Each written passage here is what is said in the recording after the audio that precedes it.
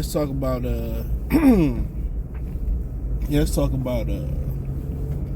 apparently some rumor going out there. Bleacher Report said the Pistons could target Brandon Ingram. They could target Malcolm Brogdon or Dennis Schröder. Check out Detroit Pistons to our playlist. Thumbs up the video, share the video, subscribe to the channel. The subscribe button is the bell icon button. Hit all notifications. Increase your chance to get notifications. We go live or drop video. Honestly, I ain't mad at it. Schröder is solid. Brogdon is solid. I ain't heard Malcolm Brogdon's name in some years, so I don't know if he had an injury. He was on the Celtics for a minute. Did they trade him for Porzingis possibly? I don't remember, but excuse me. But man, I wasn't even thinking. I'm about to let the lineups lock on FanDuel, and I didn't even put my lineup in, so I got to get to where I'm getting to, so I can do all my lineups on FanDuel. So I got about 40 minutes to knock this video out real quick. So, honestly, I think a lot of people tied to Tobias Harris, Tim Hardaway Jr. Like I said, I had a video coming. I think sometimes you got to knock the rust off of them. They veterans, and I think at some point they'd get going, but they definitely defended better than their counterparts last year. Man, I think the primary concern is just getting more consistent play out of Dern in the middle of that paint. But it may be getting some oomph off that bench, honestly. They need, other than Beasley, they need more consistency off that bench. So, Ingram was probably always going to be an option in people's mind because his ability to score, get buckets, and nobody traded for him. It just seemed like a lot of those New Orleans Pelicans, they just don't care. They don't really have the desire to really care or really win, and that comes off as a huge issue for a lot of people. It just seemed like they just out there hooping, going through the motions, But he's a talented player. Not sure he's going to get the max.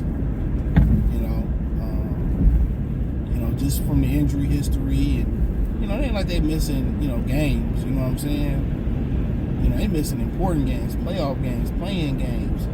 So, it's about time for New Orleans to break up that B.I. Zion situation. Zion, like I said, Brandon, he gonna bring some more of a mid-range shooter, but he can shoot it. He like to have the ball in his hands and facilitate. So that's another ball handler you'll have out there. I mean, he can play without the ball. You can post him up. He's a talented all-star caliber. Kind of got the potential to be one of the best players in the world, if not the best player. He just seemed like not to really have the motor or the motivation to really the drive, really to go to that next level. If we being honest. Just seemed like he missing that little kick in the ass a little bit. But I would understand them moving for him and really getting another prolific guy. But they defended at a high level, and hopefully he would come here and defend at a high level. And, really their offense kind of, with maybe Bickerstaff put in there, it's kind of, makes some sense. You move the ball and, but then you say, well, does, Shore Thompson, if they don't move him, where does Ron Hollins fit in all of this, and I just think they continue to develop as shooters and as players. So it's sure going to take some time to get his feet wet. Ron, willing shooter, don't think he should be as willing, but it's going to take some time. But some of these dudes may be included in that trade, so you may see, the clearing of the path in that wing position. It might be a little bit more clarity there. So it seemed like they may move forward with Ivy and Cade as a backcourt, or as some type of combination. You bring in a Brogdon in. Let's talk about him for a minute. He's gonna bring stability, a good defender, a good shooter, solid facilitator, a ball handler that can calm things down. So when they get in those third quarter jams, when they start turning it over, or when they get into those, fourth quarter jams, where they start turning the ball over down the stretch, Brogdon will be able to facilitate until Cade and Ivy, figure out, how to take care of the ball, to be better ball handlers, and, down the stretch. So, yeah, in my opinion, yeah. So, it makes makes a lot of sense. You get stability at that position. You get a veteran that can really stabilize it. Then there will still be times where they still will handle the rock, you know, in moments. But in those critical moments where they start turning it over, or the game started to turn, or it's time, crunch time, you know, Brogdon will facilitate who gets the ball. He will provide that stability. So in my opinion, you know, I think that's the perfect trade target out of all of them, as far as fit, as far as, you know, not probably being too expensive, no ego. And I know he's playing in Washington. He probably want to get back to a winner and a contender as well too. But he'd do a lot of good from a veteran that's really, really solid, great defender, you know, really good offensive player, just really, really solid. Solid. You know, solid. Couldn't get a Chris Paul, get a Brogdon. It's not a bad cancellation prize. And personality-wise, it might be even a better fit in my opinion. So yeah, that makes a lot of sense to me. That Brogdon deal, that's the ideal fit in my opinion. You know, and you can get a combination of these guys. In reality, you can get all three. None of these guys are expensive. And when you start looking at, even going back to Ingram, you know, nobody wanted to trade for him. He's not expensive. Now, maybe they might wait till he hit the market and give him a max extension and hit the market for nothing.